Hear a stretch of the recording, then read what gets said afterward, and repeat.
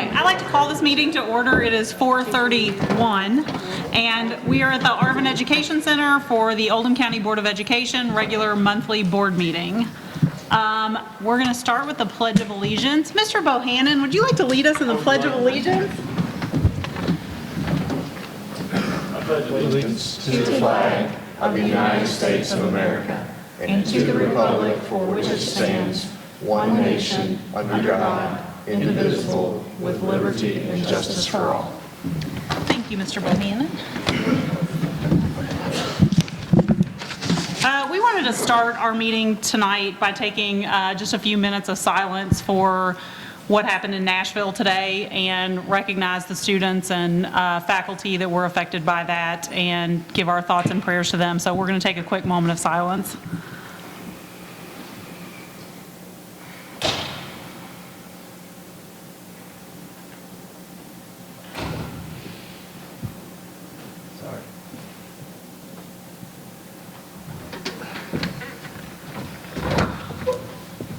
Thank you all. Okay, so, sir, need to approve the agenda. Do you have any changes or corrections? Yes, ma'am. I have two corrections, actually one correction, and that is for action item L. It's just to make the board aware. It says consider approval of FY22. That should say FY23 regarding high school graduation dates when we get to that part of the agenda. And I have one addition or adjustment to the consent items, and that is you have before you a supplement for B4 and consent items, and that is regarding the bids that we received for the welding project at South Oldham High School. We've discussed this, but we just recently got the bids in for board approval for tonight's meeting in order for us to move forward for board consideration. Can I have a motion to approve the agenda? Made by Mr. Dotson, seconded by Ms. Clem. All those in favor? And that's 4-0. Okay, on March 16th, 2023, in executive session, the Oldham County Board interviewed 6 candidates that applied for the vacant District 1 board seat. Immediately after the interviews, the board came to a consensus on the most qualified candidate. I would like to, I called and extended an invitation to join the board to this candidate on Friday, March 24th, 2023, and she agreed. Do I have a motion? I'd like to make a motion for Allison Sheffer. Okay, motion's been made for Allison, seconded by Mr. Dennis. All those in favor, and that's 4-0. And Ms. Sheffer's in the audience. If you'd stand up, Ms. Sheffer, thank you so much.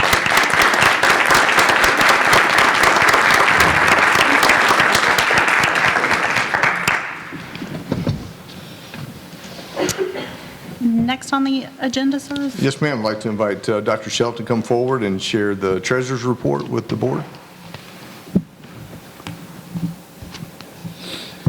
Good afternoon. I apologize. I have a little bit of a cold, so if you have any problem hearing what I said or understanding me, please let me know. I'm just going to focus your attention to the summary on page. We show the beginning balance as where we ended last month at just our total cash under $67.8 million in all funds, with the receipts and disbursements this month following, excuse me, sorry, we now have $65.4 million in cash. You see the breakdown of that on the following page if you have questions about that. Right below the cash account are the bonded construction funds and the receipts that are related to those and their ending balances. And then at the bottom of the page, of course, you have our investment account. We're starting to earn much more interest as the rates have risen, and so it's starting to grow. I wanted to point out that I know there's been some question and concern about collateralization that's been mentioned after some of the recent bank failures that have happened. And so we received information through the Department of Education. It was sent to Dr. Radford, and he shared with me, and I followed up with our bank to make sure that everything is properly collateralized and insured so that we're not at risk for anything on our investment accounts. As I mentioned, the second page refers to the breakdown of the cash balance by fund. One thing I would point out to you is that it might be a little bit confusing is we still have some transfer funds that will be coming in from the building fund into the construction fund. So when you look at the building fund and the construction fund, you really need to net those two numbers because the transfer has not been made yet. Following that page is a summary of some selected accounts for historical actuals comparison and a related description and summary with comments for those. I would say that we're doing quite well following our budget, tracking on all revenues and all funds. So it looks like we will do very well on all revenues. Behind that is the summary of the revenues on 3 years of history and the current year, and that is followed by the typical Munis report of the balance sheet and the monthly income statement. So I'd be happy to answer any questions you might have on the Treasurer's report. Anyone have any questions on the Treasurer's report? Okay, can I have a motion to approve the Treasurer's report? Made by Ms. Clem, seconded by Mr. Dodson. All those in favor? And that's 4-0. Next, sir.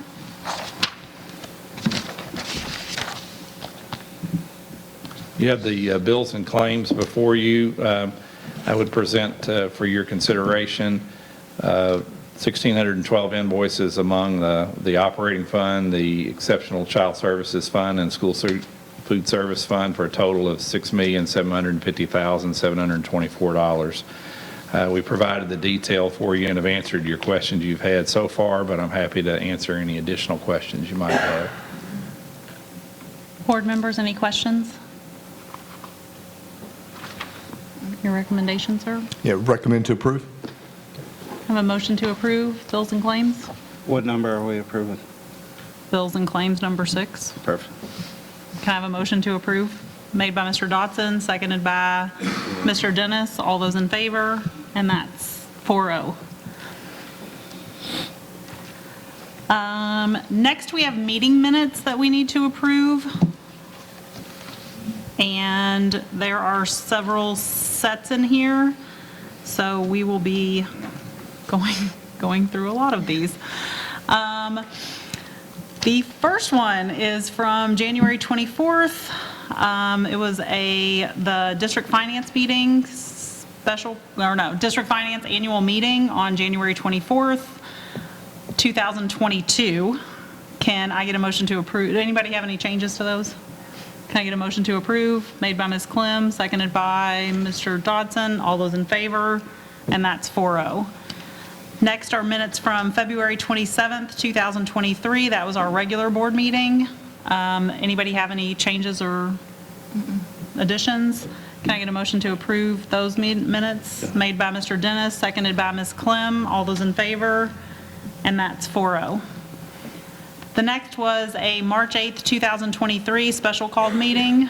Any changes or additions to that? Can I get a motion to approve? Made by Mr. Dodson, seconded by Mr. Dennis. All those in favor?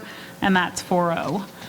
The next is March 13th, 2023. That was our special called board retreat where we spent the day at the office meeting with lots of people and having very interesting conversations. Any changes or amendments to that? Can I get a motion to approve? Made by Mr. Dennis, seconded by Ms. Clem. All those in favor, and that's 4-0. Next was March 16th, special called board meeting. Any changes or additions to that one? Can I get a motion to approve? Made by Mr. Dennis, seconded by Mr. Dodson. All those in favor, and that's 4-0. Shoo, all right, thanks. Next, sir. Yes, just draw your attention to the board, draw your attention to personnel actions that is in your board packet, and just to suggest or recommend that you take that report under advisement. Great. Thank you so much. Next, sir. Yes, next are consent items as presented in your packet. As I noted, there was one correction or one addition, and that was for the enclosure B4 regarding the welding for South Oldham High School. Got it. Any questions on consent items? I'd like to make motion to separate out D, ESSER funds, and G, if we're going to vote to approve. Okay. So we will remove D and G for this vote. So we're voting on A, B, C, E, F, and H at this time. Can I have a motion to approve those letters? Made by Mr. Dennis, seconded by Mr. Dodson. All those in favor? And that's 4-0. So now on consent item D, can I have a motion to approve that? I'd like discussion. Oh, sorry. Yes, sir. I would offer that we try to push out the vote on this for a week to see what the state legislature does on the governor's veto concerning, I believe it's Senate Bill 150. Okay, and can you say a little bit more, Joe, about what you're, Item number D and G are tied to the federal government's non-discrimination clause, specifically the gender identity, which allows under the federal government for different activities such as boys using girls' bathrooms, changing rooms. So instead of me voting no right now, I would like to continue it to see what our legislators do with current law on the books. okay, can I offer a compromise on D then, Joe? I think the only thing on D that you're referring to is the deposit of $150,000 of ESSER funding to us. Was there anything else in that you objected to? I object to the discrimination clause, which is on page 253. Right, but that's only in relation to the ESSER funding on this list, the list of Yes. all of them. On D. Okay, so if we take out the ESSER funding part and Yes. only vote on the other ones, can Yes. we do that? Okay, so we're going to remove from D the $150,000 ESSER funding, and we will vote on that at the next meeting. Can I get approval for the rest of the items minus the ESSER funding deposit of $150,000? Motion made by Mr. Dennis, seconded by Mr. Dodson. All those in favor, and that's 4-0. So that way we can move forward with the other items on that list. And I'll provide some clarification and updates to the board about the ESSER funding as it relates to federal requirements and any state implications after the General Assembly is complete. Thank you. Okay, and G was consider approval of the summer food service program. Yes, I make the same motion to continue that to next board meeting if possible, or at least a week, see what the legislators do. Brent, does that, It just delays ordering food and hiring staff for the kids in the Greens to get free meals over the summer. okay. So do you all want to go ahead and vote on that, or do you want to wait? Brent, on hiring the staff and what have you, will the next meeting delay you too much? You have to just recruit, you're trying to recruit the director and a couple of workers to do it. And then ordering the food, we wouldn't put any orders in, so that's what the end of April, so you have just May to get the food delivery in for the 1st of June. I don't know how that would affect deliveries, that's it.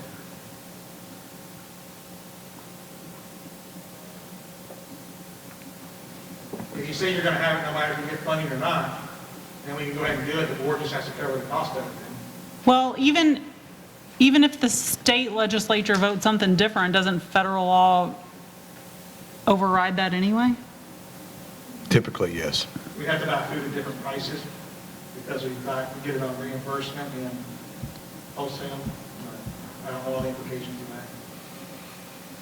that. Okay, so can we table that until the next meeting, We can. please? G. Can. Thank you. Madam Chair. Yes, sir. Can we go ahead and at least try to recruit staff and try to tell our distributors if we're going to get food or not, or just not feed them? I don't see how we can keep from feeding them. We're not going to not feed them. We need to feed them. Yeah. Okay? So we'll order it either way. Yes. Yes. Okay, we are not ready for recognitions or student showcase. Can we go ahead with student showcase, Lori, or do we need to wait on that too? We're supposed to be here at 4:45. Okay. We can, We can show the video, but I don't know if our kids are here. We can go, you all ready to roll. yeah, are they all here, Melissa? I can skip ahead one if you want me to, or, We had our. all right, let's go. South Oldham High School, come on down. You're awful energetic about that. I know. That's not true. I'm excited about all of our schools, Larry. I love Oldham County schools, every last one of them. I gotta back her in the corner once in a while.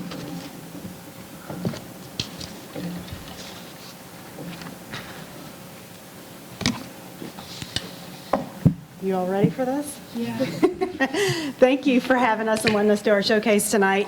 I am extremely excited to be able to talk about, actually, they're going to talk, they've got a great video that explains our program, but one of our elective options that's fairly new at South.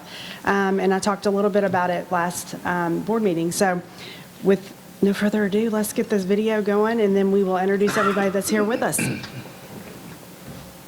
Yeah, we can sit.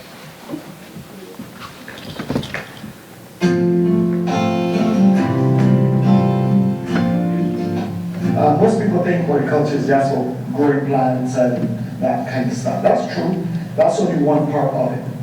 But with some of the talent that I've seen in students here, I felt like we should have a program that has a business component where students can see how they can become business people through understanding some things in horticulture. I felt that research is an important part for those who want to go on to UK, and they have a very good horticulture program there. And for students who just want to learn to plant things and grow plants and stuff like that. So for me, starting the program here was really to give students an opportunity.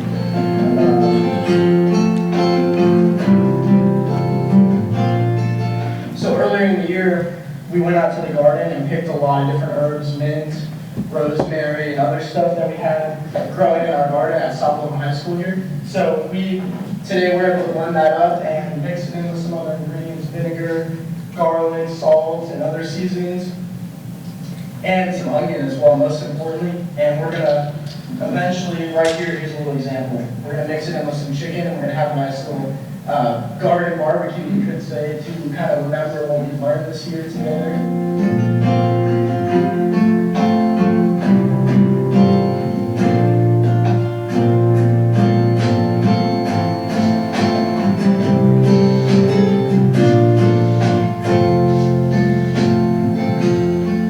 I'm a senior here, and next year I'm going to Sullivan University for culinary arts. So I was really interested in taking horticulture this year to learn more about growing all the food that we eat on a daily basis.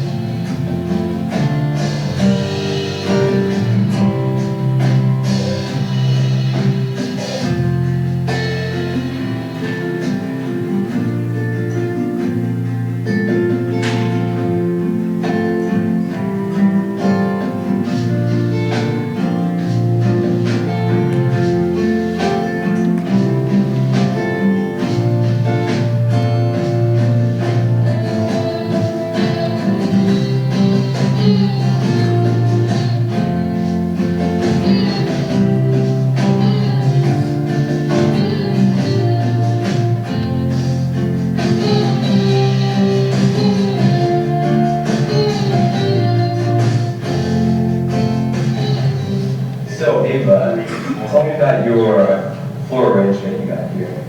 I made it from fresh flowers, Dr. Francis gave me. And I made it thinking about how the colors will go with each other and how the separation of the lengths of the flowers will be together. It's like every side you look at, it's something different.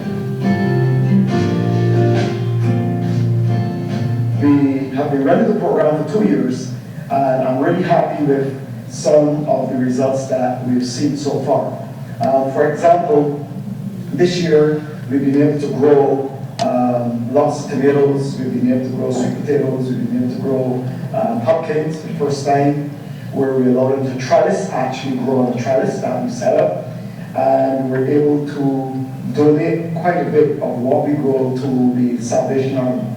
So partnering with the Salvation Army kind of give me and give students a major objective to work towards, so that when we grow stuff, we don't have to waste it. We can't eat it all, so we may as well give it to the food kitchen at the Salvation Army, so that the people who need it can benefit.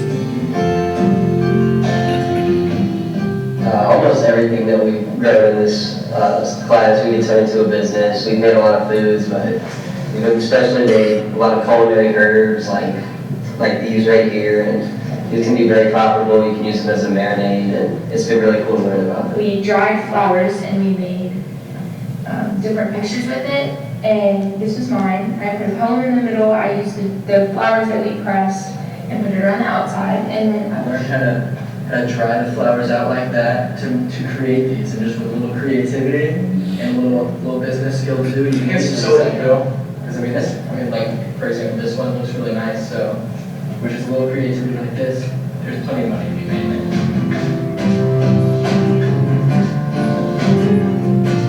Then we have this outdoor classroom, which is just this garden, and Dr. Francis wanted to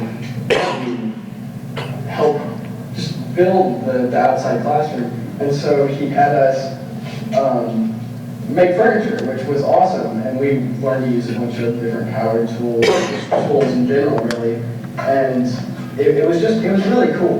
It was really fun. It was an experience that I would never get from any other class.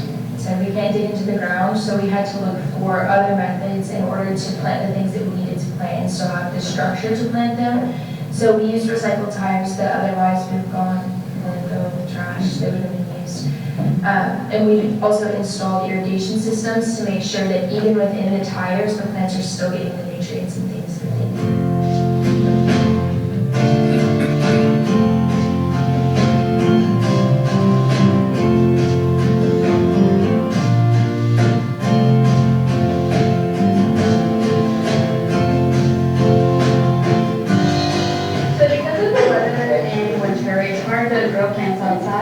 So we have built this. It has a UV lamp that helps keep the heat intact. And we sprouted these tulips about 3 weeks ago. And in the spring, they'll be ready for us to plant. They will start to grow.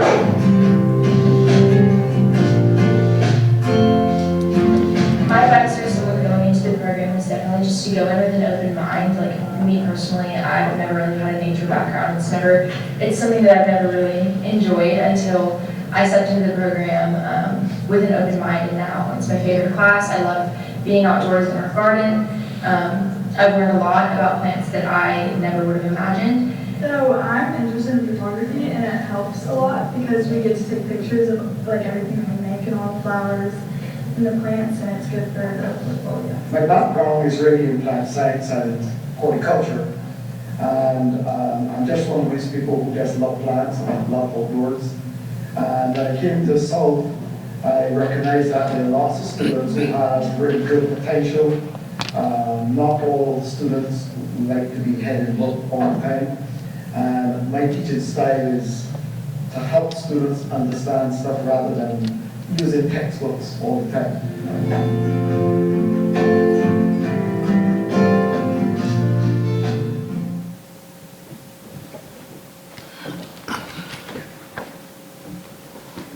So Dr. Francis, he is the leader of this project and honestly just really brought a new life to the science department. Come on up here so you can talk a little. And I want each one of the kids to be able to introduce themselves and kind of tell them what your future plans are. I'll go first. Let's go. My name's Trevor, and in the future I'm working to become a pilot. And I've always been interested in horticulture since I've started planting with my grandpa every spring when he would come up from Louisiana. So I think this class is just a good way for us to continue on through that. Good afternoon. My name is Joseph Doherty, and next year I'm going to Sullivan University for culinary arts. So I was very interested in taking this program this year to learn more about what I can do to start my own garden, and actually this spring I have begun one. So that's one of my favorite things about this class. My name's Nick Hyde. Next year I'm going to college at UK to do biosystems engineering, which Dr. Francis has really helped a lot with because I didn't know what kind of engineering I wanted to do. So by talking to him in horticulture and also having him for AP environmental science, I'm with him from about 11 o'clock to 1:30 every day because we have third and fourth period together. So I've had a lot of opportunities to talk to him. Overall, they're just both really great classes, and it's taught me a lot. My name's Savannah Bowling. I'm actually going to UK. I'm nothing like the rest of them. I'm going to UK to become an English teacher, hoping to come back to Oldham County. Yay! So I'm going for English, and outside of my future plans, I've learned so much from this class just about being hands-on and understanding what I'm learning, which is obviously I understand what I'm learning in a lot of my classes, but it's just in a different way in this class. And it's definitely sparked a new interest in plants and horticulture for me. And I think more than anything, if I am talking in regards to my career, I've learned how I want to teach and what kind of teacher I want to be. And I'm really grateful that Dr. Francis has been able to bring that to me. Do you have any questions for them? Oh, thank you. Dr. Francis, come tell us some. First off, I do have. Come on up here. If they sell tomatoes during the summer, let us know. It was awesome. The Salvation Army came, I guess it was September, and was it August, September? I'm losing track of time, but they donated a huge amount. To have him there to come pick up the vegetables was amazing, and to have those kids to be able to present that to them, that they grew, and that it was being used for a good use and contributing to our community. So the community partnerships has been awesome out of it, but he's a gift to us. He really is. Dr. Francis, tell us, please, so how, is this your first year at South, or how long have you been at South? Well, first of all, good afternoon to the board, good afternoon to our parents and members. This is my third year at South, and I'm very passionate about young people development. So, of course, learning is an integral part of that. I'm a very hands-on person. I've spent my entire career involved in research and plant studies and traveling and stuff like that. And I just felt the need to share that with these young people. So for me, it's really giving to them and helping them to get onto a pathway that when I'm dead and gone, they can say, well, I've learned something from that guy. That's it. He came about 2 years ago with the idea, and I mean, what he has done, the man hours that this team has done even outside of school over the summer, it's been amazing. And, you know, with the challenges of not being able to dig into the ground, okay, what do we do? So it's been a joy to watch and grow, and that you've got that space there. So we're thankful.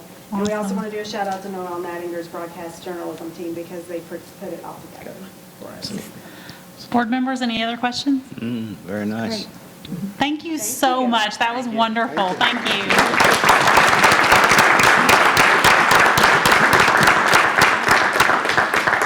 you. And go Cats.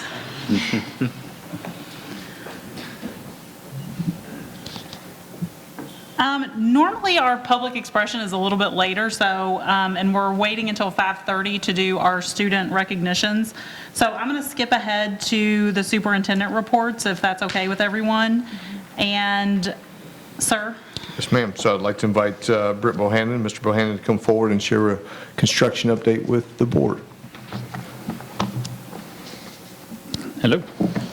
Good if you all will refer to your construction report in your packet there, and then I'll roll through these projects. And if you have any questions that you'd like me to slow down or stop on, then just please holler out, and we'll spend a little more time on those individually.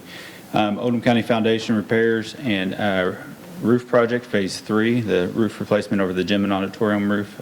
We'll have schematic designs to you all next month for that. We met with the design team this afternoon to kind of shore up some of the loose ends on that project. The field house renovation and site improvements at South Oldham High School. Project is in the closeout process. We will come to you with the BG4 for that project in April. South Oldham High School major renovations, Phase 3 fire alarm upgrades. That final changeover will happen over spring break while the building's empty. The East Oldham Middle School classroom addition and roof replacement project. That project is in closeout stages as well. We are reconciling our invoices with the BG1, and we'll finalize that and bring that reconciliation approval to you all in April as well. The athletic stadium project and field improvements upgrades at various locations. Bid package A, the South Oldham High School field lighting. The material for that is on site and being constructed, and over spring break when the parking lot is empty, there will be cranes in place to actually lift those into place. Those fixtures that you see in the images there will actually be, like I said, assembled on the ground and lifted into place on the existing posts. The concession stand and stadium upgrades at South Oldham High School and Oldham County High School. That contract has actually been finalized, and we had our pre-construction meeting today with the contractor for that project. The North Oldham High School and Oldham County High School turf replacement project. Oldham County High School, as you can see in the images there's been a lot of dirt moving around. They are actually down to subgrade out here and ready to start putting back the subsurface drainage, the rock, and the geotechnical fabric that will be underneath the field. At North Oldham High School, the topsoil has been removed. They've got about another week of excavation out there to get down to the subgrade level before they start back with that as well. Scroll down a little bit more there, if you don't mind, Jane. Thank you. Those phases, I went ahead and listed out some key milestones of each of those, because with having 3 bid packages at 3 different sites, we've got a lot of moving parts on this. I just wanted you all to have those dates for each of those kind of key milestones and how those relate to upcoming school schedule, athletic schedules, and those may be subject to a slight adjustment as we go along, but those are where we're shooting at now, and we're still tracking for each of those. The Oldham County High School Buckner boiler replacement, boiler number 2 at Buckner Elementary School will be replaced in coordination with the mechanical room upgrades that are going to start to take place over spring break in that building. The preschool expansion and re-roof replacement, the board just approved the schematic designs for that tonight. So we will be continuing through that design phase and bring you design development drawings in June for approval on that. That'll be the next milestone for that design project. The Buckner Mechanical Room project that we just spoke of, that bid was awarded in February, and work will start taking place there, as I mentioned, next week. The district-wide landscape and site improvement project, the design team selection process, we've started that, and we will have a committee put together for that process with a request for qualifications going out as soon as we get back from spring break. It actually will advertise, I think, while we're at spring break.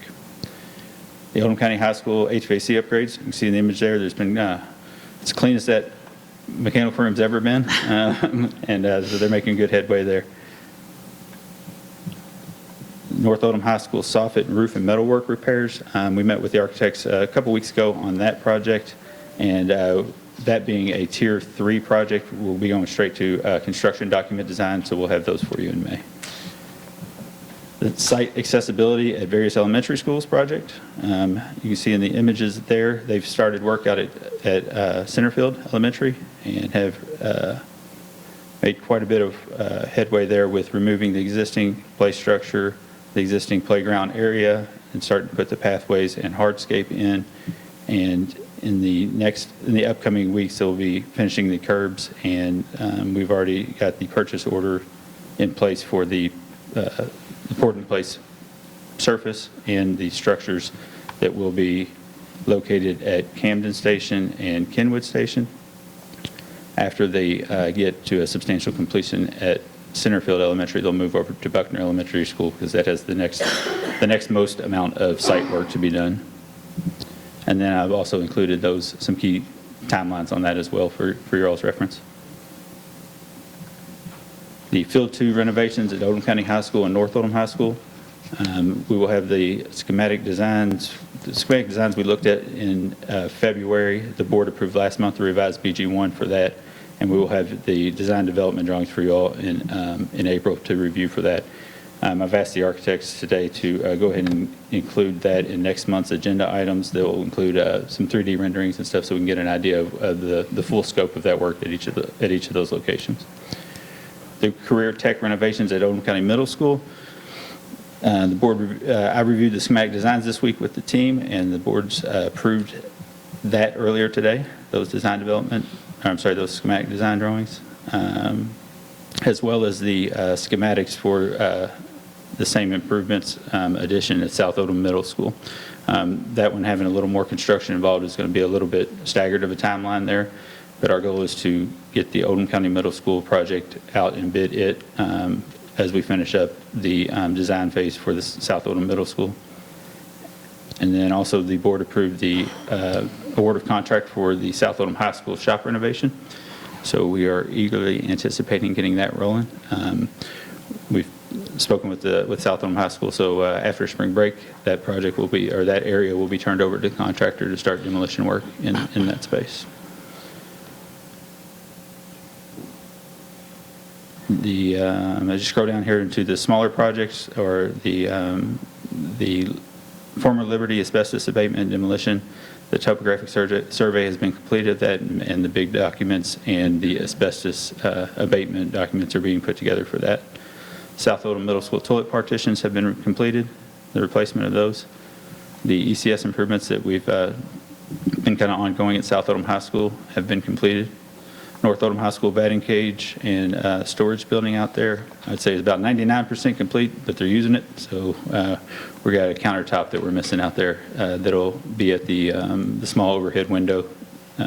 That's about all we're lacking out there. It has been seeded and strawed.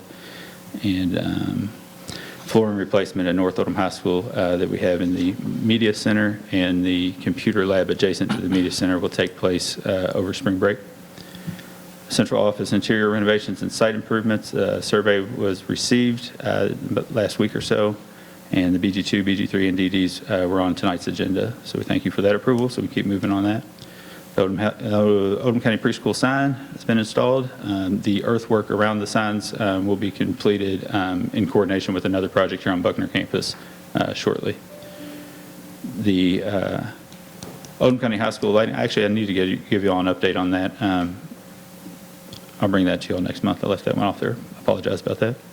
The demolition of the house at Oldham County High School, or at the Buckner campus, has been completed.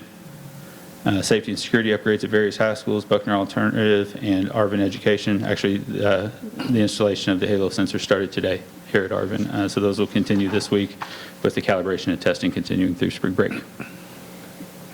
Any questions or anything you'd like to go back and look at? Were we able to add the playground improvement for Locust Grove? We're going to do a phase 2 for that. There's 2 other schools that want to get involved on that as well. So as soon as we get these kind of well underway, we'll go back into a design phase for those 2 schools. All right, thank you. Mm-hmm. Does that include the shade structure at Camden? The shade structure is in this current project, and Yes, it has been like ordered. this summer? The district, the purchase order has already been ordered for it. Yay. Other questions? We actually sent that off last week. Any other questions? Dr. Radford, you want to? Yeah, just like to share with our board and just acknowledge Mr. Bohannon and his team that have done lots of work, as you can tell, just going through that construction update. So Mr. Bohannon, thank you to you and to your team and everyone, because lots of work has gone into planning and making these things happen. So just wanted to share that with the board and to you. Thank you. Thank you. Thank you. Next, sir. Yes, so I'd like to draw attention to the board in your packets. You see a consider report on the superintendent IOP. I'd just like to draw your attention to a couple of items, if I can get to that part. So first in your packet, you have the IOP, which is aligned to the 7 standards. You can see as the update from February and from March. and just draw your attention to that. What I will also share with the board in May, we'll share with you a capstone that summarizes this 22-23 school year that the board can use for future, for discussions perhaps in May or later in May or in June. The other thing I want to just draw your attention to is, as you know, we've completed lots of work, and you all have attended these meetings in terms of our road shows with faculty and department meetings. So there's feedback there from several different folks about the communication, the meetings, and the discussions that we've had at the school level, some handwritten notes. Thought that would be good for you all to see, because that's not just about me as superintendent, but that's about our district as a whole and our Board of Education, so that you can feel, have some confirmation that we're moving in the right direction. One other thing I want to just point out to you, working with Dr. Ashby, we were got some not notification, but highlighted in a national magazine, the AASA, which is the School Superintendent Association National Magazine on school safety. And you also will see a picture there of when we did some work working with students, meeting with students at North Oldham High School. And then there's a picture of Officer Witt there in front of Arvin. Last thing I want to just draw your attention to is you see kind of through that packet that the last part of this report is there's a picture of some adults and kiddos kind of locking arms about systems of support. I wanted to share with the board that we did this with our admin staff. We shared with them an article that really highlighted spring training as we're getting ready to get into spring and thinking about hiring new people, teachers and staff at the school level. And so we really talked about what's inside you and making those preparations as we think about trying to attract, recruit, and retain the very best people for our schools, for our students. The last thing I want to just draw your attention to is I did leadership rounding with all of our leaders, our principals, and several district staff, and did this last year, asked several key questions about what's working well, what do we need to improve, and just some comments and some quotes. So you can see there's some opportunities that they had shared with me in terms of what we have ahead of us. They outlined some strengths. And the thing that probably as a team, all of us, and I really appreciate all of our district office team working so hard, is the comments that our leaders shared about the service, the experience, and the support that they have received in our district as we've reflected on this past year. So you can see those comments. I won't read those to you, but also outline some next steps. So very appreciative of everyone working so hard as we've kind of get to this spring break where everyone's really in much need of that break and some time off. And so I just wanted to highlight and share that with the board. Thank you so much. Anybody have any comments, questions? I just want to read a few of these because I think it's important for everyone to hear what our actual employees had to say about some of the road shows that took place. I discussed it a little bit last meeting about the efforts of our admin team and going and standing in front of our staff at every single school and answering the hard questions, and if they didn't know, saying they don't know. So I'm not gonna say who they're from, but I'm gonna read some of these.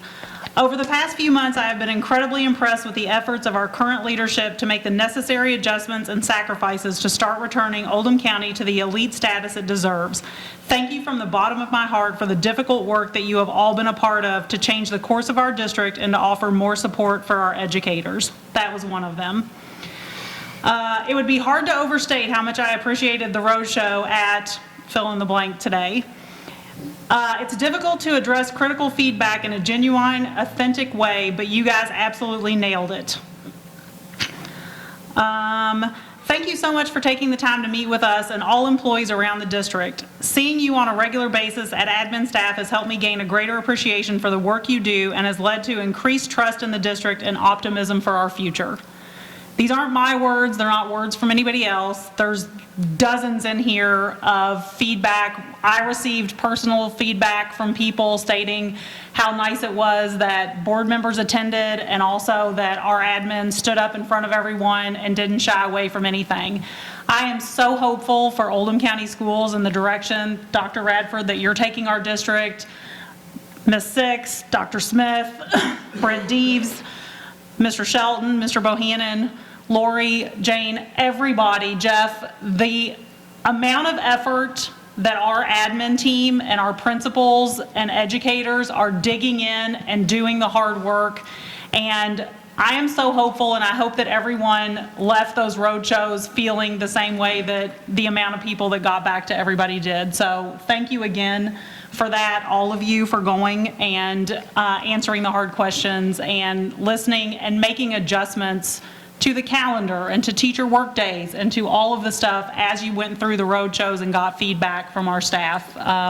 That's appreciated. They feel seen and heard, and that's the most important thing that we can do for the people that work in this district. So thank you, sir. Thank you, Chairman Hunley. Okay, 5:16. Lori, we're waiting till 5:30, right?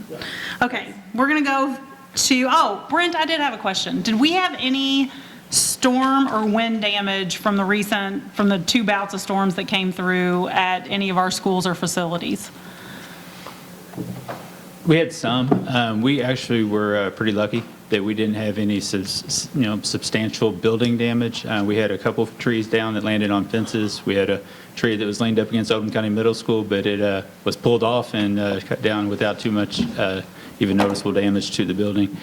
We did have, I would say most of the damage that we sustained was to loose equipment at our sports fields. We had a lot of soccer fields, soccer goals, and baseball batting cages and stuff like that that had some damage. But most of the damage we sustained was to loose equipment, not buildings. Okay, I was just wondering. Thanks, sir. Forgot to ask that while you were up there. Okay, sir, our action items for tonight. Yes, ma'am. The first action item is to consider approval of KSBA policy and e-meeting services. Okay, board members, we discussed this at our retreat and talked about adopting the KSBA policy service like every other school district in the state of Kentucky is a part of. And also being a part of their e-meeting service, and we saw the demonstration on that. Does anybody have any questions about that? This is to approve to go with them. We still got to approve the policies they bring forward. This is just approving using the service. I'm good. Yes. Okay, can I have a motion to approve? Made by Mr. Dotson, seconded by Ms. Clem. All those in favor, and that's 4-0. Next, sir. Yes, consider approval of FY23 preschool calendar. Okay, that was in here for us to review and ask any questions if we had any. Did anybody have any questions or concerns about this? Can I get a motion to approve? Made by Mr. Dennis, seconded by Ms. Clem. All those in favor, and that's 4-0. Next up, sir. Yes, and consider approval of FY23 school calendar. This is definitely what everyone's been waiting on. First day of school is August 9th on here. We discussed this at the last meeting. Early release days are all part of either long weekends or on Fridays, so there's no more crazy floating Wednesday randomly on here.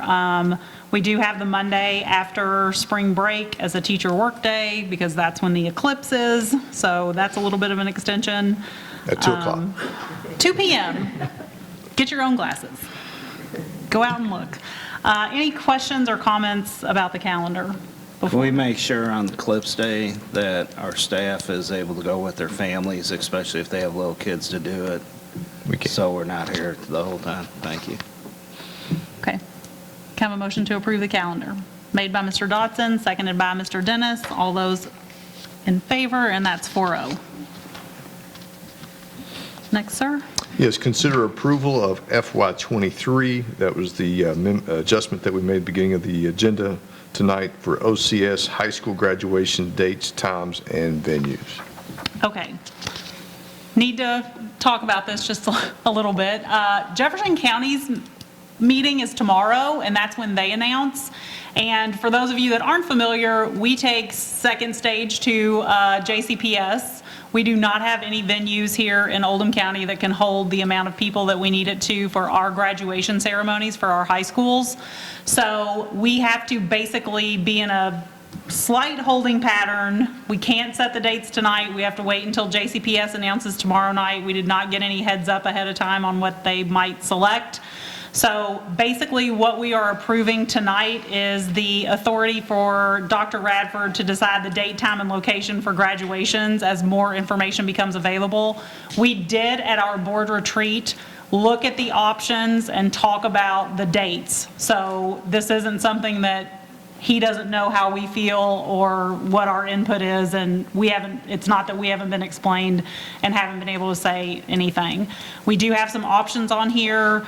One of them would be the Yum Center for Saturday, May 27th. And we will see what JCPS does, and then we will go from there. But they get first dibs in Jefferson County. It's just the way it is, and it's the way it's always been. So I know everyone was waiting for tonight for a date, and I apologize that we don't have one, but we should have an announcement made soon because their meeting is tomorrow night. So wanted to explain that because I know people always count on us for setting graduation dates right now so they can get announcements and invitations out. It's coming, I promise. Any questions, concerns about what's in here? I would, and Chairman Huntley, and with the board, I would just share that we've, our staff and myself included, have really tried to narrow down so we could have something exact for tonight, and it's just not possible at this time. And Doctor, I appreciate and Carrie Pitzenberger, appreciate your work and the committee's work on looking at options for us and making lots of phone calls and trying to figure it out. Any questions or concerns? I'm good with it, except I would not like to go June 10th for graduation. So just that on the record. Yeah, none of us want June 10th. So, bibbity bobbity, don't make it June 10th. Okay. Absolutely. Can I have a motion to approve the options that are in here minus anything that says June 10th, and that Dr. Radford will let us know as soon as possible when a date is made? Motion by Mr. Dennis, seconded by Ms. Clem. All those in favor?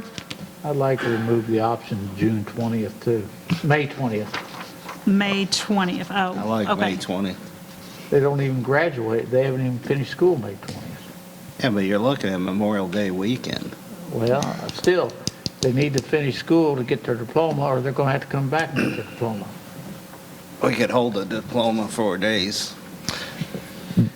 Based upon our conversations, the May 20th with 4 days remaining of school, I would not suggest that would be, and Mr. Dodson, I appreciate you making that point. I would not suggest, or I don't intend to set that as a graduation date because there's still almost a week of school remaining after that date.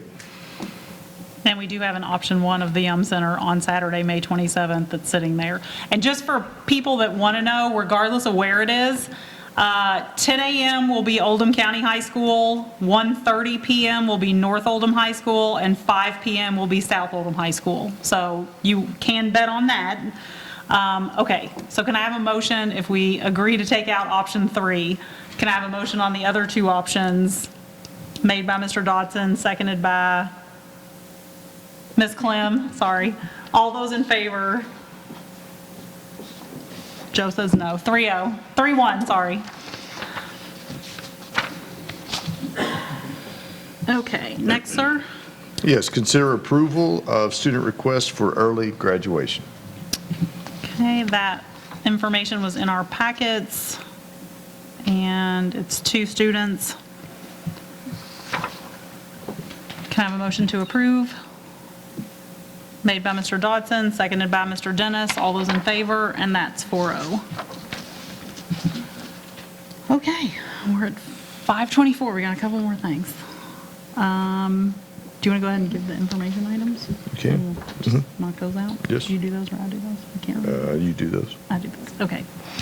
We do have 2 information items that were in our packet. The monthly preschool reports are in here, and also the district energy usage monthly reports are in our packets as well. So, okay, we are going to take a 5-minute break, and at 5:30 we're going to come back and do recognitions and public expression when we come back at 5:30. Okay, next up we are going to roll with our recognitions portion, and I'm going to turn that over to Dr. Radford. All right, good evening. have a few things I'd like to share. We first like to recognize our 2023 National Merit finalists. Oldham County Schools is pleased to announce 9 students who have earned the 2023 National Merit Finalist title. National Merit finalists are chosen from the National Merit semifinalists announced earlier in 2022. About 90% of semifinalists attain finalist standing, and more than half of the finalists will win a National Merit Scholarship, earning the Merit Scholar title. It's an awfully big accomplishment. To become a finalist, the semifinalists and their high school must submit a detailed scholarship application in which they provide information about the semifinalist's academic record, participation in school and community activities, demonstrated leadership abilities, employment, and honors and awards received. A finalist must have an outstanding academic record throughout high school, be endorsed and recommended by a high school official, write an essay, and earn SAT scores that confirm the student's earlier performance on the qualifying test. So first, I'd like to recognize students from each of our high schools, and we'll do each high school individually. First, we have one student from North Oldham High School, and that's Emily Lowling. Is Emily here? Let's give her a big hand.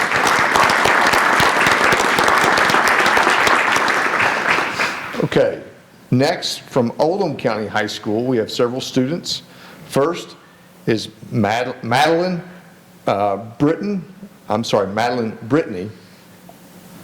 Tabitha Crane, Sarah Freeland, Ian Hobbs, Joshua Oberholzer, Elizabeth Sheets. Are those students in attendance? Let's give them a big hand anyway.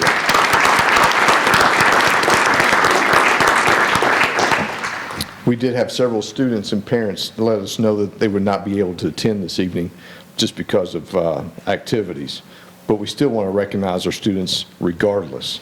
Next, from South Oldham High School, we have 2 students, Ty Clayton and Keedy Wine. Let's give them a big hand.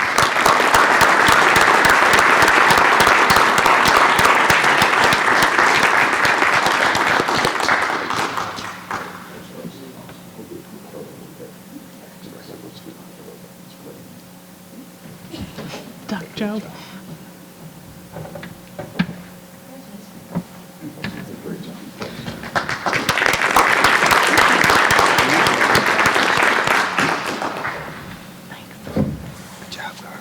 Oh, wait. Give that's Ty. Oh. Hey, Ty. Wrong one.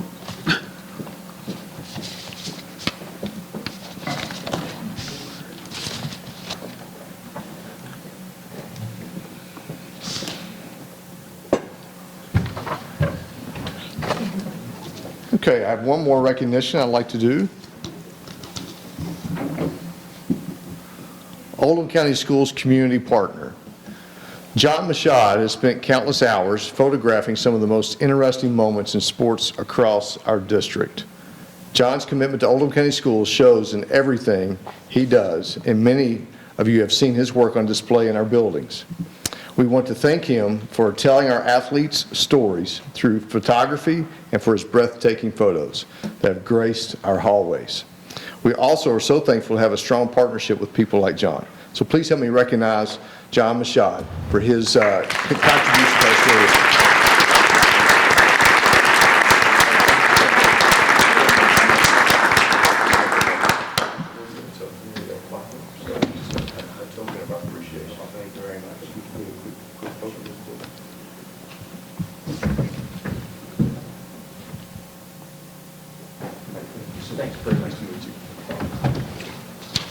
All right, Madam Chair, I'll turn the meeting back over to you. Great, thank you, sir. Jason, we've got... Finally, on our agenda, we have Suzanne, public... hang on one second. Oh, sorry. I think we have another finalist, a student that didn't come up for Awesome. recognition. Oh, sure, okay. Maddie from Oldham County High School. Madeline? Madeline.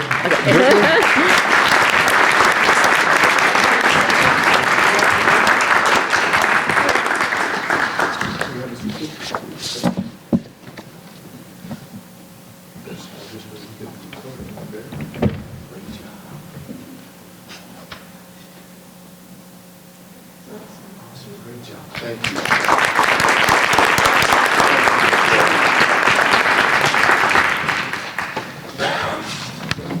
Okay, for public expression, board members, Mr. Dodson, would you like to read our public expression policy, please, sir?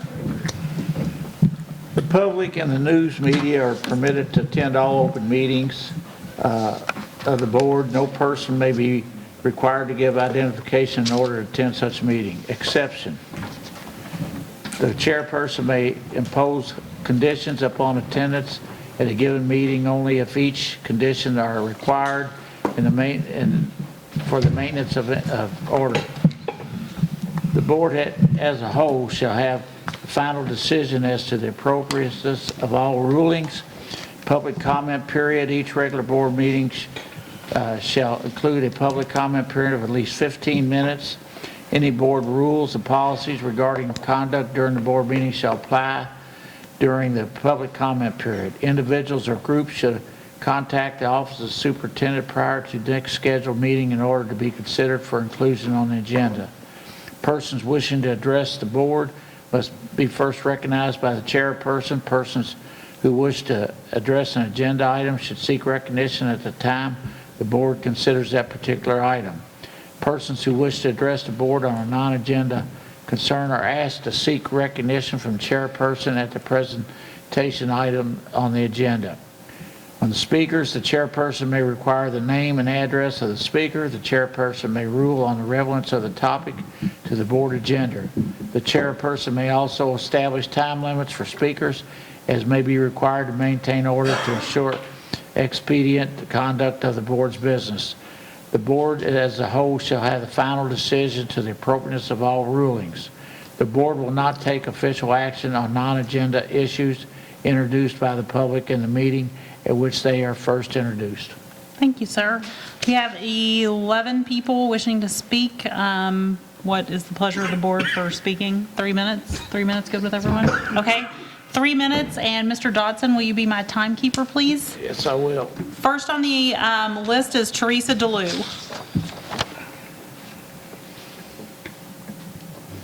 Thank you.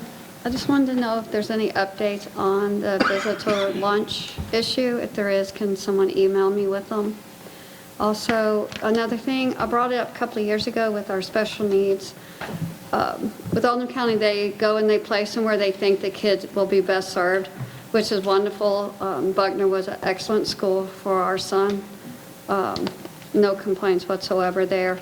The thing that became the issue when he got to move to middle school, and he was pretty cut off from 99% of his friends because he went back to his district when the other schools' friends were already in their district. I don't know where they all went, but Grayson went with only one friend and one special needs friend, a new special needs friend. So I know I brought it up to her mom, I would bring it up again because her son's getting ready to transfer to middle school. So when they make those decisions, you know, at the time in the elementary, it's, you know, it's good for them, but they also need to think also what's going to happen to that child in middle school. Are they going to be cut off from their friends also? And then maybe, you know, the parents can have a choice for that child to stay in that district, in their, I don't know if you call it district, or not, anyway, in that same school system with transportation provided since the school made that choice or offered that, or just let the parents know, hey, when your kid goes to your child goes to middle school, his friends might, you know, he might not stay with his friends. So just so the parents get a head up, because it was kind of a shock to us, because we were told when we wanted to hold Grayson back that he needed to go with his friends. He would be all alone, and his friends knew how to interact with him. They weren't scared of him, you know, that type of thing. So just kind of give parents a heads up and keep that, whoever makes those decisions, kind of keep it in the back of the mind that, you know, how it's going to affect them in middle school and what can we do not to shove, you know, cut those friendship ties. Okay. That's it. All right, thank you, ma'am. Next up is Tiffany Nugent.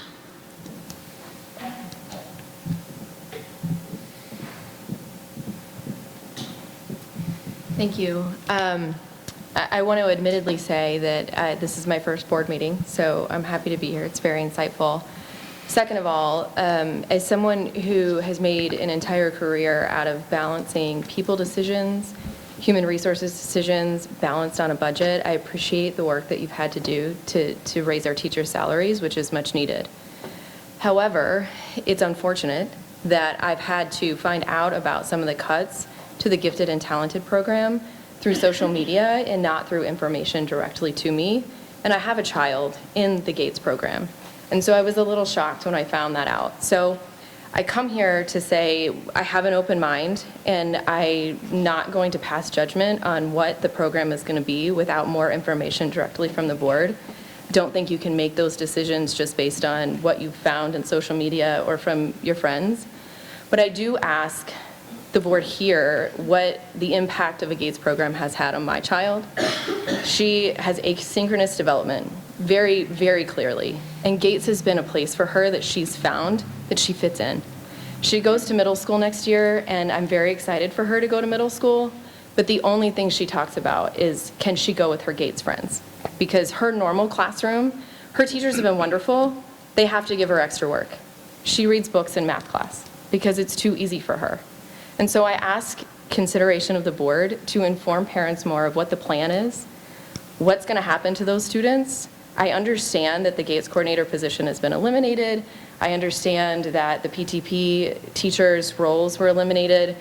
I assume that the board has done a really good job of coming up with a plan to support those students. So my ask is just if you can give some information to the parents so we're not hearing from it word of mouth, et cetera, and that we have more opportunity to comment on it. That's all, and thank you very much. Thank you. Dr. Radford, would you like to speak on that? I can, Chairman Hunley, I'd like to perhaps after public expression is over. If that's Yes. okay? Yes, sir. Just to clarify, Gates is not being eliminated and neither is PTP, so I want to make that clear to everybody. Zach Ginder? Zach? Okay. Kira Justice.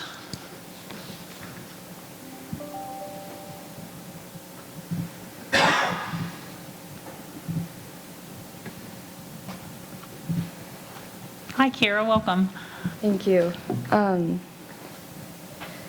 Good evening, board members. My name is Kira Justice. I'm a freshman at North Oldham High School. In the mission statement of Oldham County Schools, it says, all Oldham County students supported by family, community, and schools participate in relevant, engaging, quality learning tasks in safe, well-designed schools, guided by highly skilled teachers and visionary leaders. I'm here tonight to talk to you about the recent decision to eliminate the choir teacher's position at North Oldham High School. I would like you to reconsider this decision for multiple reasons. These reasons were found in your mission statement. First, engaging. Ms. Foster, our choir teacher, has taught us to work together as a team. At the very beginning of the year, it was difficult for us to work together, but as the year went on, and with Ms. Foster's help, we became an incredible choir and put on an extremely successful winter concert. Without Ms. Foster engaging with us and supporting us, I do not believe we could have done this. Second, highly skilled teachers. In order to be well-rounded students, we need a good education. Therefore, we need trained and qualified teachers. I have been in choir since the start of middle school. I have had 3 different choir teachers since then, 2 of them being at the middle school. But I was unable to learn how to sight read. But because of Ms. Foster's training and skill, I have become able to read music and identify notes.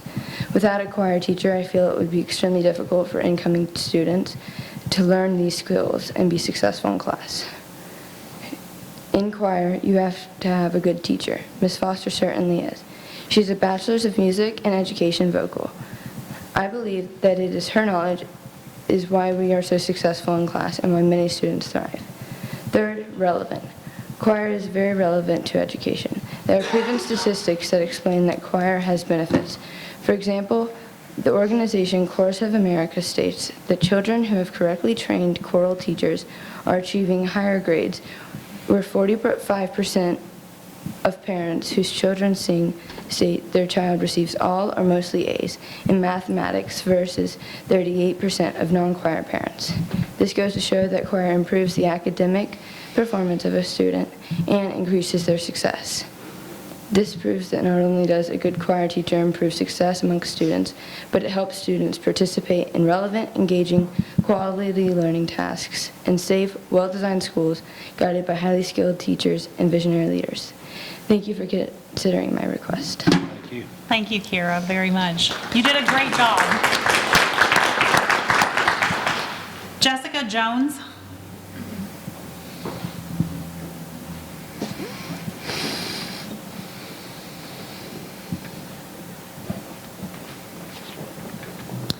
Hello, my name is Jessica Jones, and I'm a parent of a gifted child in Oldham County. I'm here today to ask this board to allow for a public discussion regarding the planned restructuring of the PTP program and reconsider the proposed future structure of that program. One of the highlights of my primary education was the Gifted and Talented program I was able to participate in, where we were pulled from our classrooms on a weekly basis to meet and build complex thinking and analysis skills in an interactive environment. Of course, at the time, I didn't know that's what we were doing. I saw this as a time where I was actually able to be challenged, included, and understood. Based on my child's feedback, their experience has mirrored mine in many ways. However, the proposal currently under consideration would rely on teacher-led in-class services, leaving many details at the individual school's discretion. There are several concerns with this model, namely, by transitioning from a uniformed countywide PTP program to a school-led program, there's a potential for varied and inconsistent services being provided across the county and no centralized validation of those services being provided.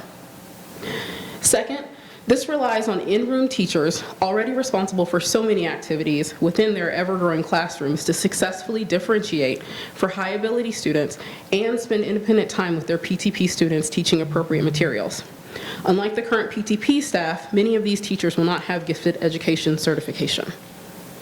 Studies will tell you that challenge for gifted students is lacking in our regular classrooms, as effective differentiation is difficult to carry out in practice.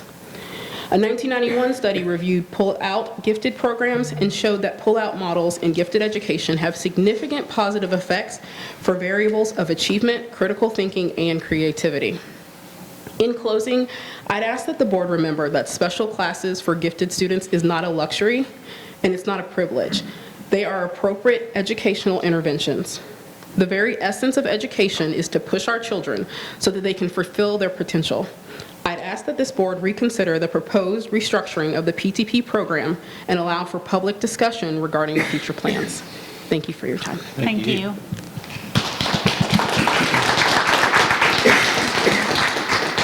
Bonnie Rogers.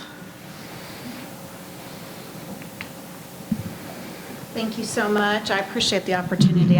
I mirror many of the things that other parents have shared. I have a student, I've had two students. We moved here in 2014. My son at the time was a freshman, incoming freshman. We moved from Oklahoma. My husband's job was relocated here. And we had the luxury in Oklahoma, I didn't say luxury, he was identified as high ability, and he was able to have a pull-out program in his school once a week, every Friday. They met and were challenged. When we moved here in Oklahoma, from Oklahoma to Kentucky, Oldham, they didn't know what to do with my son. They said he's had many classes that, you know, he would be taking now as a freshman, sophomore in North Oldham. And I think part of that was the gifted program identified him and was able to push him to take accelerated classes, I should say. He's gone on to be successful, graduated with honors, AP Scholar through North Oldham, and was able to get a full ride scholarship at a state university. He's now graduated early, he's successful, and I think part of that was the foundation that he developed in the gifted program that he had in Oklahoma. I have a son who is a fifth grader at Goshen, and he has struggled since COVID, and I should say with anxiety. He feels, and I asked him this morning, I said, what would you like for me to present this evening on your behalf? I'm speaking for him, not just as a mom. But he said, they understand me, they get me. I'm getting emotional because he has struggled. This is the place that gifted program PTP in Gates, now in fifth grade, it's home to him. He's comfortable. Kids get him. He says, Mom, my teachers get me. He feels accepted. He can say quirky, weird things. He's socially awkward. He can say those things. And he feels supported. And I'm concerned that moving forward, if we don't place an important focus on this, that he's going to be lost going into middle school. And it's important to him. So I'm here as a mom for him. So thank you. Thank you so much.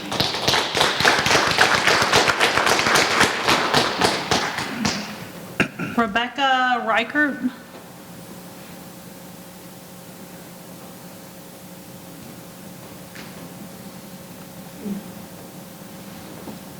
Hello. This is my first time here as well, so I'm a newbie.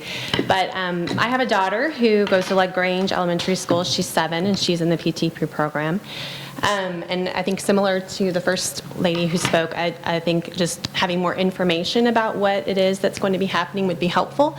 But from what I had gathered, I thought that it was going to be eliminated and no more. And my mom is an English teacher, retired. My sister is an administration, school psychologist, and was administration in Woodford County. I had them write letters of support. I emailed them to all of you a couple months ago. But tonight, I wanted to be here and be present, and I thought I'd read an excerpt from from each one of those emails just to reiterate things. From my sister, who is the school psychologist, she said, as educators and parents, we know that as students matriculate through upper elementary and secondary levels, they begin to independently differentiate themselves based on their interests and talents. The PTP program permits students of diverse demographic, linguistic, and ethnic backgrounds to explore their common innate abilities in safe and goal-oriented environments before they reach advanced ages. Students who may later be classified as different or even odd have the benefit of lessons learned and growth through their unique experiences with gifted and talented teachers who know and reinforce their individualities. Furthermore, what I've always appreciated about Kentucky education compared to Florida education, where she now works, for gifted standards, is that it does begin in kindergarten and it does not solely rely on intelligence for participation. The exposure granted to children when they are in their most formative years is unparalleled in their brain development. To remove these services is to acknowledge that the instructional benefits of gifted education have and don't matter. To remove these services is to accept that the hidden talents of students who haven't yet considered their horizons may never be known. To remove these services is to communicate that the instructors who have devoted their lives to serving this vulnerable population have done so in futility. It is unimaginable to me that a county where I lived and worked and started my own family has deemed that the cost outweighs the benefit or the return for these students in the long run, especially when I personally worked with students in Florida who were never identified and instead felt misunderstood, ostracized, or even bullied because of their differences. Differences that would never formulate into talents, but instead are buried among the typical progressions of going to school and figuring out where they fit in life. I've experienced both sides, and I implore you to reconsider your decision and continue to fund this critically impactful program. You likely will never know how many students you prevented from regressing or failing to realize their true talents by offering PTP services, but you will know how many students struggle to find their true selves as a result of not offering them. So thank you for your consideration. And then from my mom, the last paragraph she had put on here is that schools have a difficult responsibility to prepare their students to have productive lives. The more programs available to reach all kids, the better the prognosis for our future. Oldham County has invested talented personnel and exceptional resources in the PTP program, and as a result, many lives have been touched in positive ways. It is my hope that the board reconsider its decision. So I wanted to share that. Thank you. Thank you.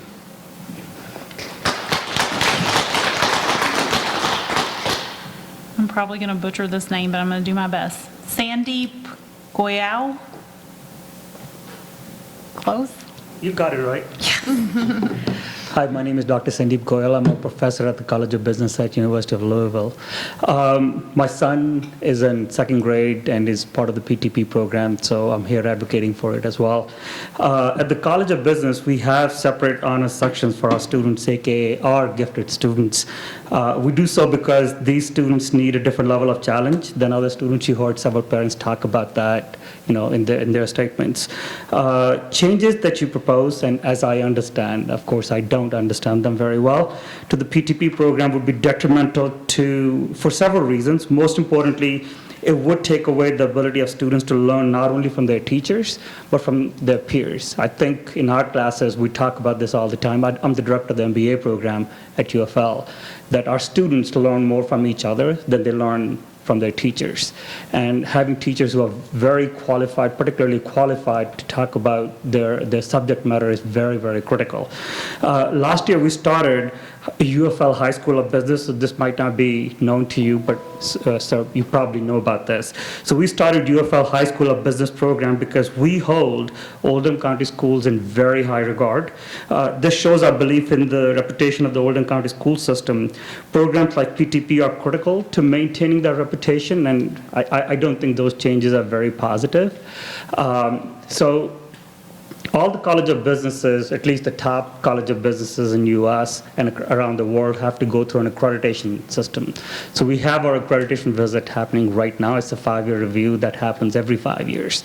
So today in one of my meetings, I was asked, what do you care about the most? And I said, I care about a lot of things, but I obsess about our students. I know you do obsess about your students, and I really, really hope that you will actually enhance these programs and not try to diminish it, and at least provide us more details about this program. Thank you. Thank you, sir. Rosa Johnson Oaks.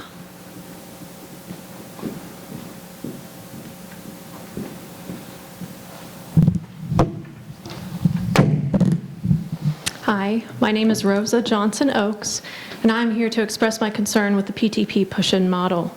Parents have a right to notification about changes to gifted education, including curriculum, implementation, and regulatory compliance. Transparency should not require open records requests. Kentucky regulations require certified gifted educators. Switching to a push-in model misses the intent of the regulation because it does not require certification from classroom teachers. Professional development training cannot compare to years of experience in gifted certifications. According to a world-renowned gifted expert, an effective push-in program would require all teachers to have gifted certification. Gifted students need more accelerated learning opportunities with certified gifted educators, including pull-out services. Relying on differentiation and pre-planned lessons during enrichment time twice a month will not provide gifted students with an appropriate education.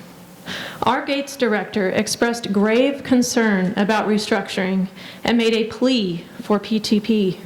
She questioned regulatory compliance with 704 KAR 3285 Section 5, Program Evaluation Before Modification, and Section 6, Multiple Service Delivery Options.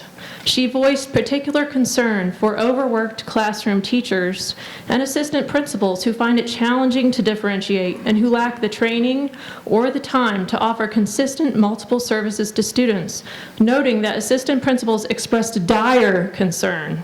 She also questioned the equity of removing PTP teachers who support the special needs of gifted students, while students in ELL and ECS still receive district support. Ultimately, students will pay the price for the poor decision-making, mismanagement of funds, and waste in our district. Oldham County could prioritize the educational needs of gifted students above administrative raises and recent administrative hires. As a district, we can strive for mediocrity or excellence.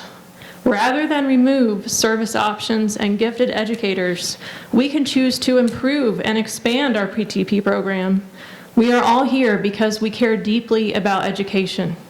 And I know that you will listen to gifted educators and gifted experts and parents and take this opportunity to create a model for the entire state that we can all be proud of. Thank you. Thank you, Messa. Thank you.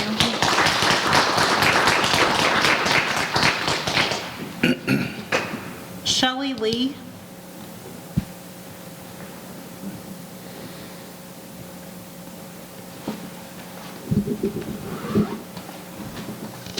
Hi, I'm Shelley. I'm a parent of a child in the district's Gates program who also participated in PTP. While I saw a post on social media by a board member that said Gates was untouched by recent changes for budget purposes, I'm curious how the removal of the district Gates coordinator position for next school year may affect the Gates program. I know parents have asked for a parent information meeting. Dr. Radford, I hope you provide parents an opportunity to have a direct question and answer session on this to address their concerns. There is a potential that the way this is being handled will lead to more children leaving our district. And on that note, I'd like to address the board members and ask, why aren't we collecting information on why children leave our district? I'm sure exit interviews are conducted when employees leave our district. Why wouldn't you want this information for students as well? Losing students can affect our funding. Collecting this would provide valuable data on issues the district could address or potentially use to lobby at the state level for changes to increase enrollment in our public schools. Thank you for your time. Thank you. Jennifer Sayamala.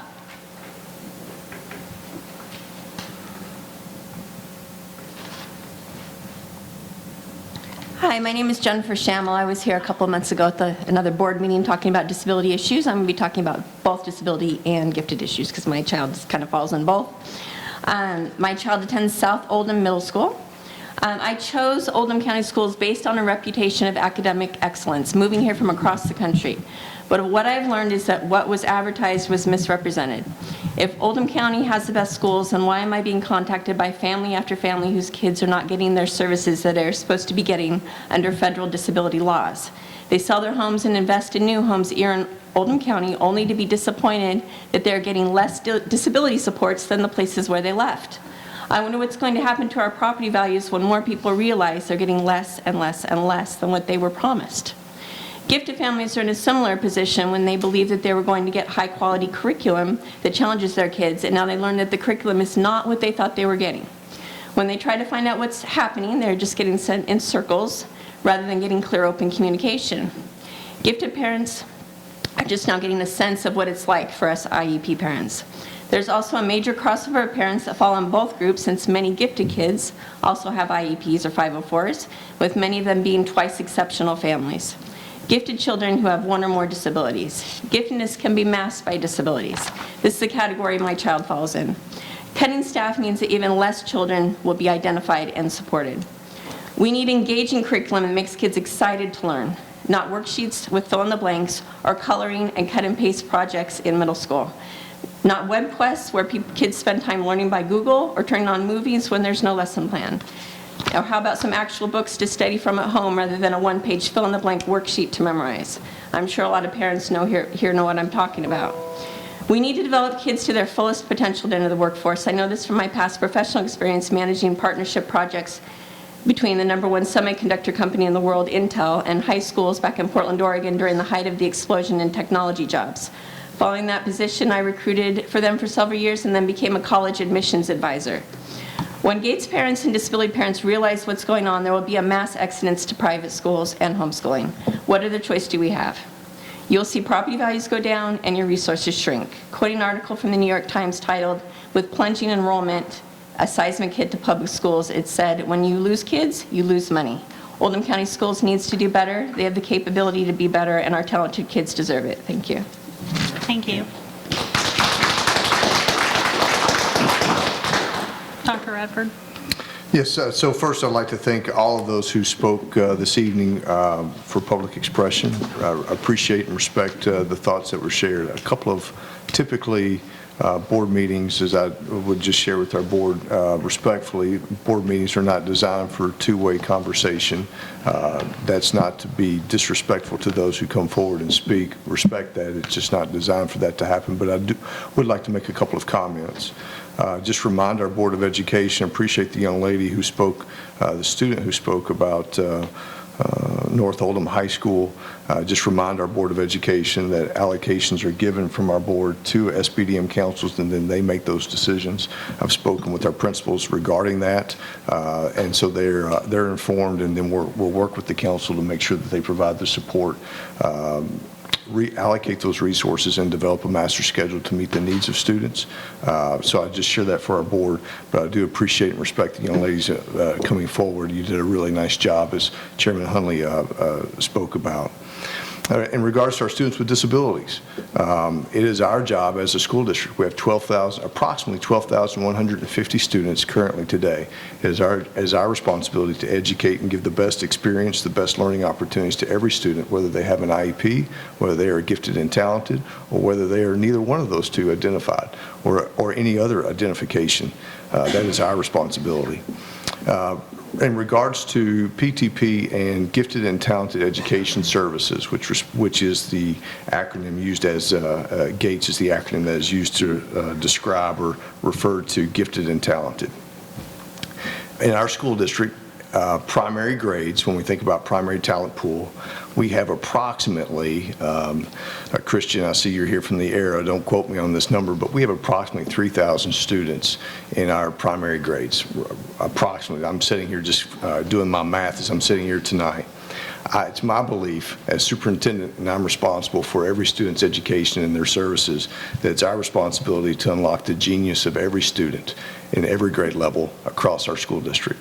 So, and certainly I would never speak about, would not be appropriate or for me to speak about personnel, because our board does not get involved with personnel decisions or in terms of personnel, but we currently, from a primary talent pool, which is our primary grades, we offer service for about 1, maybe 2 days a month for those students that are identified in primary talent pool.